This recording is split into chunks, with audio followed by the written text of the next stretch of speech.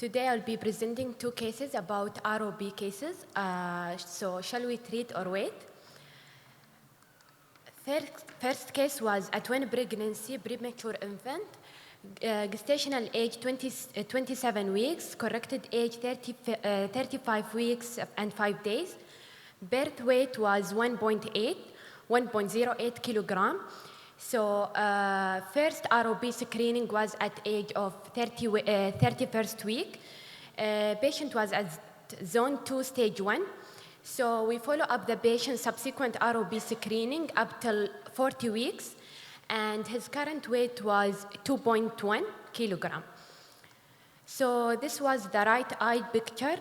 It almost in zone 3. We can see a demarcation line, and it is around stage 1 to 2. So the left eye was a bit more advanced. It was at stage 2. We can see a ridge with aggregation of blood vessels. And so now, shall we treat or shall we wait for this patient? I think you can wait here. This is an ROP that's going to get regress on its own. There's no plus disease. It's very anterior. It's almost into zone 3 in one eye. It's got a ridge. This kid's eye, this will spontaneously regress, in my opinion. Oh, because I think it will regress. It will spontaneously vascularize in this situation. I don't think that's what's going to happen. I'd say here. Well, obviously, there's fallibility factor here, but I think that's what will happen. But now he's corrected age 40, gestational age. So oh yeah. How frequent you will? Oh, I'd wait here, maybe see him in 3 or 4 weeks. I wouldn't. Yeah. Oh yeah. No, it's much different if he was in zone 1 of the disease. But you'd have treated him a long time ago. But not at this. This is going to get better on its own, and you can relax here. In my opinion anyway, this kid is not going to go any place, only get better.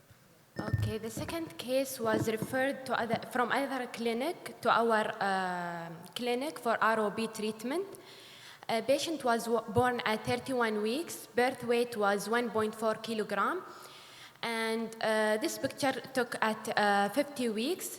So shall we treat or not to treat? So we choose to wait and observe the patient. And at 60 weeks, we took another picture, and there is a tortuosity of blood vessels, some dilatation. There is no stage, and the vessel stops at zone 2. So what shall we do now?